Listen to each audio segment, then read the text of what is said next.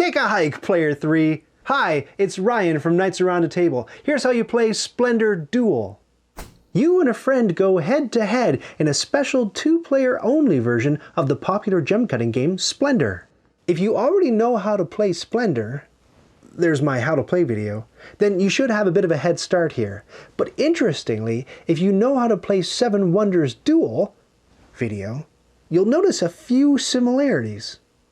You've got this pyramid of cards dealt from 3 decks. These are the cheap seats, these ones are moderately expensive, and these ones are high cost, high value. You want to buy these cards and add them to your collection by spending onyx, sapphire, ruby, emerald, diamond, and gold tokens. And Splendor Duel adds a new currency, ultra rare pink pearls. There are 4 tokens each of these guys, 3 gold chips, and only 2 pearls. You'll be collecting these gems from this shared board. Take any 3 adjacent chips in a horizontal, vertical, or diagonal line, with some restrictions that I'll go over later. You can spend your gems to buy the cards by paying the cost along the lower left side. So this card costs you 2 rubies and 3 onyxes. It also gives you a prestige point towards winning the game. And it has a blue sapphire icon in the corner, which means that you now have a permanent blue token that you can apply as a discount to all future card purchases.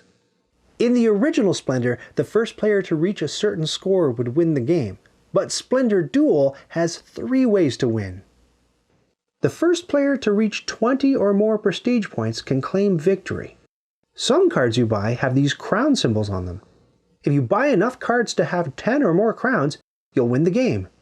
And if you buy a bunch of cards of the same color, and that collection of cards shows 10 or more prestige points, you'll win the game. So, just like in Seven Wonders Duel, if you blindly gun for a certain strategy without carefully watching what your opponent is doing, you may end up getting flanked when your opponent pulls out a surprise win with one of the other 2 victory conditions. Splendor Duel also introduces these privilege tokens that give you a slight advantage in certain circumstances. There's a row of 4 royals you're trying to impress by collecting crown cards, and some of them give you extra abilities. And the cards themselves introduce certain new abilities as well. So that's the game from way up here. Now let's dive down and delve into the details. Your turn. On your turn you can do one of 3 things. You can take up to 3 gems, you can take a gold token and reserve a card, or you can buy a card. When you take gem tokens, you'll be taking them from this board, which you'll have populated at the beginning of the game by randomly pulling tokens from a draw bag and filling it up along this spiral shape. You can take up to 3 gems in a straight line, starting anywhere and in any direction, including diagonally, with a few restrictions. You can't take these 2 gems because there's a gap in the middle. You can't grab these ones because one of them is gold, and gold is not a gem. It's special. We'll see why shortly. You are allowed to grab these ones because you can grab pearls along with gems. If this is how the board looked, you couldn't grab 3 chips because there are only 2 that are adjacent, but you're allowed to take less than 3 gems on your turn. You could even just grab 1 if you wanted to. If you take 3 gems of the same color, or if what you take includes both of the game's 2 pearls, well, that's a big advantage, so your opponent gets one of these conciliatory privilege scrolls. We'll see what the scrolls do shortly. You can't have all the tokens. At the end of your turn, if you have more than 10 tokens, with gems and pearls and gold included, well, you have to return the excess tokens to the bag until you only have 10. Okay, option 2 is to take a single gold token from the board. Gold tokens are wild. You can spend them in place of any gem or instead of a pearl. When you take your gold token, you also reserve one of the cards from the pyramid. You'll usually do this if there's a card you really want to buy, but you can't afford it yet, and you don't want your opponent to take it. The card you take goes into your hand and is kept secret from your opponent. You can have a maximum of 3 reserved cards in your hand. When you take the gold and the card, instead of taking a face-up card, you could also grab a face-down card from any of the 3 decks. Taking a gold and reserving a card is one unified action. If there aren't any gold tokens left on the board for you to take, you can't just reserve a card on its own. Finally, if you don't take gems or take a gold and reserve a card, your last option is to buy a card, either from the face-up display or from your hand.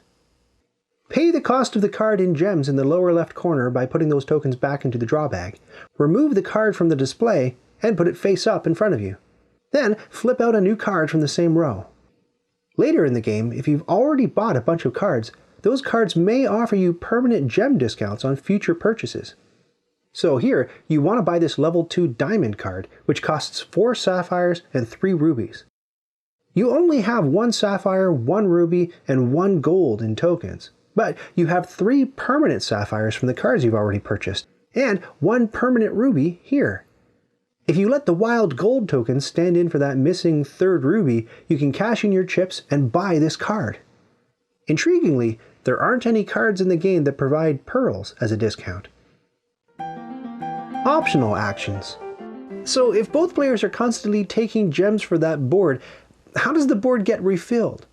Well, on your turn, before taking your main action, as an optional action, you're allowed to refill the board, as long as there's at least 1 chip rattling around in that draw bag.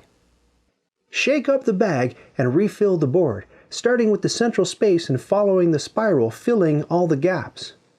Now you should have much better options for token selection, which gives you an advantage, so your opponent gets to take a privilege scroll. There are only 3 privilege scrolls in the game, and if there aren't any left for your opponent to take, your opponent takes one of your privilege scrolls. So what's up with those scrolls? Well, before the main action on your turn, for each privilege scroll you spend, you can take a single gem or pearl from anywhere on the board. You're just not allowed to take a gold token using a scroll. Then, return the scroll to the middle of the table. Card abilities. Some cards have special purple abilities on them that may help you get a leg up on your opponent. Buying a card with this symbol on it means you get to take another full turn right after you finish this one.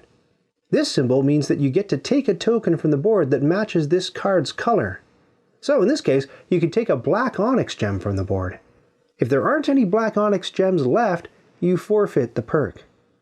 This symbol gets you a privilege scroll. And again, if there aren't any left, you take one from your opponent.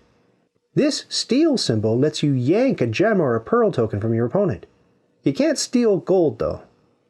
And when you take a card with this symbol on it, you snug it up to 1 or more cards of a certain color, and it acts as a card of that color. So putting it here means you have 2 diamond cards, so you have 2 diamonds as a permanent discount on future purchases. Once you decide that card's color, it remains that color for the rest of the game. If you don't have any cards that give you a gem discount, you're not allowed to buy a card with this color matching perk on it. Remember that victory condition we saw where you can win the game if you have 10 points showing across a single card color? Well, those color change cards count towards that total. So here, you have 10 points showing in your blue stack, and you've won the game. Royals. There are 4 cards depicting fancy royal folks you're trying to impress.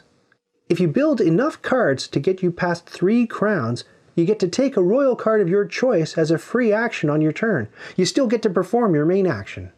If you reach 6 or more crowns, you can take a second royal of your choice. The royal cards get you points, and most of them have these extra purple card abilities on them that we just looked at. Setup. To set up the game, shuffle the 3, 2, and 1 card decks and deal out a pyramid of 3, 4, and 5 cards respectively.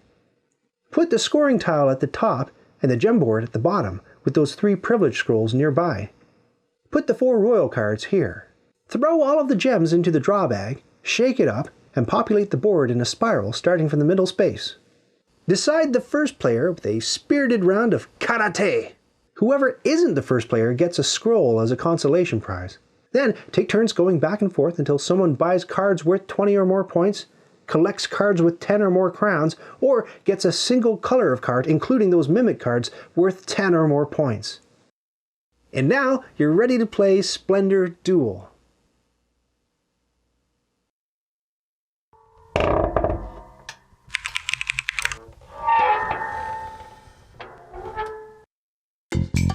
Did you just watch that whole thing? Oh, hey, to 100% this video, click the badge to subscribe, and then click the bell to get notifications when I've got new stuff.